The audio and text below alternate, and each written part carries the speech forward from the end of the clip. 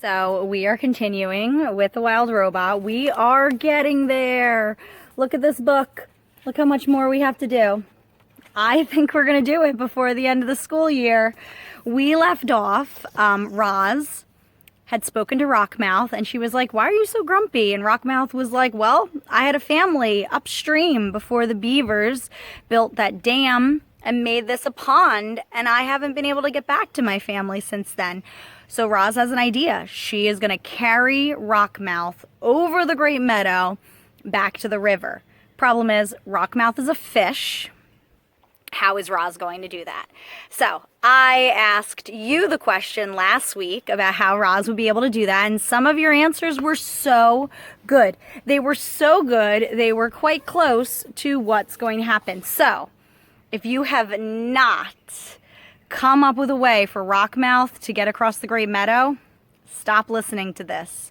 Go do that assignment, put it on Flipgrid, and then continuing listening, because I don't want to give anything away. Okay. The fish looked up from the puddle with a frustrated expression that meant, "I tried, but no one was listening." Well, the situation had to be remedied, and guess who rose to the occasion? Roz was determined to get Rockmouth back to his home. After she explored the nearby waterways, it became clear that she would have to carry the pike through the forest, across the Great Meadow, to the nearest bend in the river. "I need a large container," said Roz to the beavers. "Something I can fill with water so Rockmouth can breathe while I carry him home. I can make it myself, but I thought you might like to help." It couldn't have been easier to overcome her anger with Rockmouth, but after Mrs. Beavers had the chance to cool off, she finally came around. "I suppose we're partly to blame for this whole situation," she muttered. And then the beavers did the right thing, and together they carved out a wooden barrel for the fish. "Here you go." Mrs. Beaver rolled the barrel over to the puddle where the robot and the fish were waiting. "This should work nicely, Rockmouth. I hope you're happy back in the river." Rockmouth just flicked his tail in a way that meant, "Will someone please take me home now?" Roz filled the barrel with water and the grumpy fish, and then they were off. She carried Rockmouth through the forest, across the meadow, until she was standing on the riverbank. "Welcome home," said the robot to the grumpy fish. Then she tipped the barrel, and the fish plunked into the river. Rockmouth's face poked above the surface. He flashed a big, toothy grin, and he quickly swam away. Chapter 61, The Robot Stories. The story of how Roz helped Rockmouth spread through the river and across the island, and it was soon followed by other robot stories. There were stories of Roz growing gardens in dry, barren places. There were stories of Roz nursing sick animals back to health. There were stories of Roz creating rope and wheels and tools for helping her friends. But most of the new stories were about the robot's wildness. You see, Roz had noticed that the wilder she acted, the more the animals liked her. So she barked with the foxes, sang with the birds, and hissed with the snakes. She romped with the weasels, she sunbathed with the lizards, and she leaped with the deer. That spring was a wild time for our robot. Chapter 62, The Return.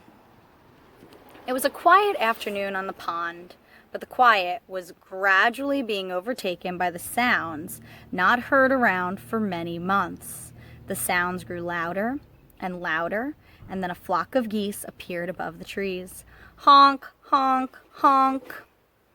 Most flocks of geese moved lazily through the skies, trailed off of wobbly lines, but not this one. This flock was fast. It flew in a perfect V formation, and it was led by a small, graceful goose. The flock flew once around the pond before gliding down and gently splashing into the water. The geese gathered a tight group in the middle of the pond. They floated there for a while, softly honking at one another. And then the leader broke away from the others. He swam straight towards the nest. waddled into the garden, and fluttered up to his mother's shoulder. "Welcome home, son," said Roz. "It's good to be back, Ma," said Brightbill. Chapter 63, The Journey. Oh, let me show you the picture of Brightbill on Roz's shoulder. The Journey. After months of separation, Roz and Brightbill, mother and son, were together again, and they had so much catching up to do. They went into the nest, and the robot built a fire. The goose gazed into the flames and told the story of his winter. This is what he said. "We spent the whole first day of our migration flying over the ocean. It seemed like the ocean would go on forever, but just when the flock was getting tired, Longneck pointed to some tiny islands on the horizon. We flew down to one of the islands and ate dun grass and rested our wings. After a few days of hopping from island to island, we reached the mainland and continued over fields and forests, and then the snow began to fall. We had never seen snow before, and at first I thought it was beautiful, but it just kept coming. The others explained that the snow was early and that we were never supposed to see it, but here it was, piling up all around us as we tried to sleep at night. Longneck worried that the weakest geese wouldn't survive, and he was right. We lost old Widefoot to the very first snowstorm. We tried to fly around the snowy weather, but we got completely lost and the weather became even worse. Lakes and ponds and rivers began freezing over. We couldn't find food or water, so we ate snow, and that only made us colder. We had trouble cleaning ourselves, and our feathers became dirty and heavy. The flock was in bad shape. But Longneck kept us moving. "We are geese," he squawked, "and geese keep going." One day we were struggling through the snow shower when we saw something called a farm. It had perfectly square fields and enormous buildings, and stomping her way through the farm was a robot. She looked just like you, Ma. Longneck sent me over to speak to the robot, but I couldn't understand anything she said. So I just followed her through the farm and around a corner, and then I saw something I never expected. Plants. Bright, colorful plants. I didn't understand how plants could live in such cold weather, and then I saw that they were actually inside a building. I learned later that that building is called a greenhouse. It had clear walls made of something called glass. The robot pressed a button on the wall and the door slid open and warm air came rushing out. We hadn't felt warmth in so long that I just had to follow her inside. Ma, it was like summer in there. The air was warm and sweet and sticky. There were rows and rows of different plants. The robot didn't pay any attention to me, so I wandered around the greenhouse, nibbling on leaves, drinking from puddles, and then I heard a scratchy voice behind me. "If I were younger, I'd have killed you by now." Ooh, who do you think that is? I spun around, and there was an old cat. She walked on stiff legs. Her fur was gray and clumpy. The cat's name was Snooks. She didn't seem very nice, but then she saw the other geese out in the cold and their faces pressed against the glass. She told me how to open up the door. "You can rest here," said Snooks, as the flock hurried inside, "but stay out of sight. The humans aren't as friendly as I am." None of us knew what humans were, but we didn't care. We were just happy to be out of the cold. Loudwing was so happy she cried. The flock drank and ate and bathed and slept and stayed out of the way. Snook showed us where to leave our droppings so no one would notice. And for a few days, the greenhouse was our home. Once or twice a day, the robot would go outside and return with a box or a bag, but most of the time she stayed inside and quietly worked on the plants. There was a barn that I just had to explore. It was filled with animals and machines and piles of straw. God bless me. And 2 robots. One robot was fixing a broken door where I walked in. She was using a loud spinning tool called a saw. She pushed the saw through long pieces of wood and dust shot into the air. Everything was going smoothly until the dust suddenly lurched forward and sliced right through 3 of the robot's fingers. She was fine. A minute later, there was a thump sound, and she popped on a new hand. Then she went right back to using the saw again. The other robot worked with the animals. Chickens, sheep, pigs, cows. They were all in cages. The chickens kept asking me how I'd gotten out of my cage. I was explaining that I had never been in a cage when I heard panic squawks coming from the greenhouse. I ran back to find that a human had discovered the flock. We didn't know what he was saying, but he looked really angry.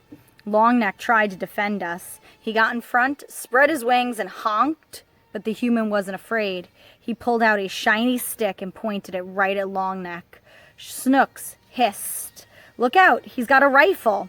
Suddenly, a bright beam of light shot out of the rifle and Longneck slumped to the floor. He was dead, Mom. The flock was so scared. We fluttered around and honked and knocked over plants, but the human kept moving towards us, pointing his rifle. So we pecked the button to open up the door and ran outside into the cold. We flew away from there as fast as we could. Without Longneck, the flock needed a new leader. Everyone wanted me to lead. I didn't know what to do, so I started by repeating Longneck's words. I squawked, "We are geese, and geese keep going." Then I took the point, and the flock spread out behind me. The weather had us all turned around, and nobody knew which way to go, so I just led us straight south. We saw more robots and humans and buildings, but we didn't stop. We knew we were way off course when we saw the ocean again.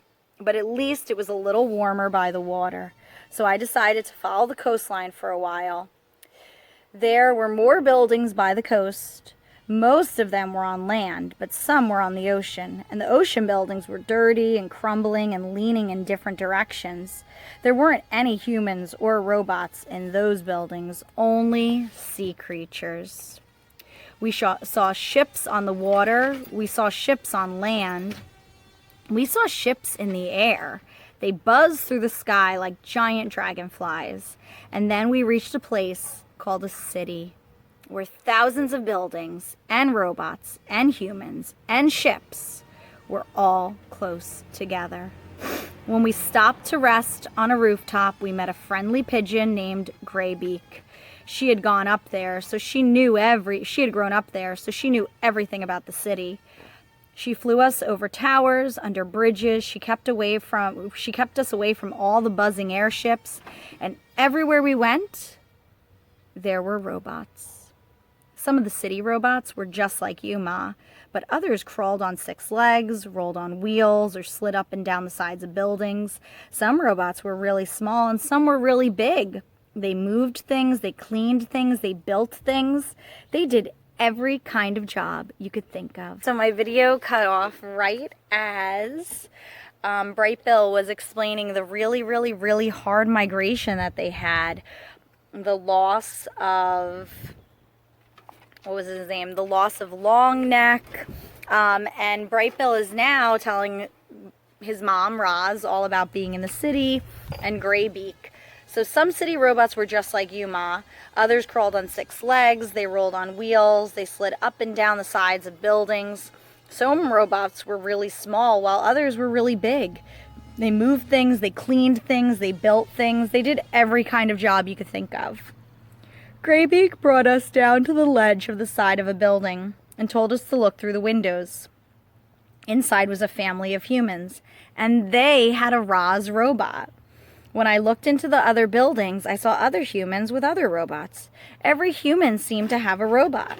I told Graybeak about you, Ma, and she wanted to show us one last place.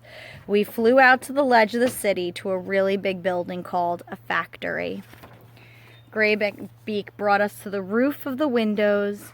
We looked down into the factory and saw machines building sparkly heads, torsos, and limbs. The factory was building robots. The machine held up a robot torso, put 2 legs under it, then snapped them into place. Put feet under the legs, they snapped into place. It snapped arms into shoulders and snapped hands into arms, and a head was snapped on top, and the robot was finished. Ma, the robots looked just like you. I think that factory is where you were built. I wanted to watch more robots being built, but it started snowing again, and we had to say goodbye to Graybeak. We continued flying south. We saw fewer and fewer robots and humans and buildings and ships. The air became warmer, the snow disappeared, and we started seeing other flocks of geese in the sky. So we followed them to the middle of a wide, grassy field where there was a lake and hundreds of other geese. We finally reached the wintering grounds. After all we had been through, our flock had become very close. We kept to ourselves, eating and resting and remembering the geese that we had lost. But after a few weeks, we began to mingle with the other flocks. We met geese from all over the world. They told us about their homes and their migrations and their troubles with the winter weather. Every flock had lost geese on the way down, and a few flocks didn't make it at all. Before we knew it, the early spring flowers were poking up and it was time to fly home. We followed the usual migration route north. We flew over fields and forests and hills, but we didn't see any signs of humans or robots, and that was fine with us. Eventually, we reached the ocean, and then our island, and then our pond, and then I saw you. Chapter 64, The Special Robot. After Brightbill told the story of his winter, he and his mother sat in silence and thought. They thought about poor Longneck, the human who had killed him. They thought about farms and cities and factories. They thought about Roz and where she truly belonged. And then after a while, Roz told Brightbill of her own winter story. She spoke about her long, dark hibernation and how she had awoken to find the nest caved in around her. She spoke of the blizzards and the frozen animals. She spoke of many lodges that she had built and the one that caught fire. But she mostly spoke of all the new friendships that she had forged. I used to think that you were my only animal who could ever care about me, she said to her son. I worried that without you, I would be alone again. But I was not alone. In fact, I made new friends, all on my own.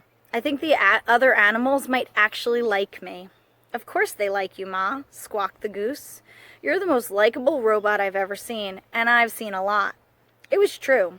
Brightbill had seen hundreds of different robots that winter, and none of them were anything like Roz. None of them had learned how to speak with the animals, or had saved an island from the cold, or had adopted a gosling. As they sat there watching the robot's animal gestures and listening to her animal sounds, Brightbill realized just how special his mother really was.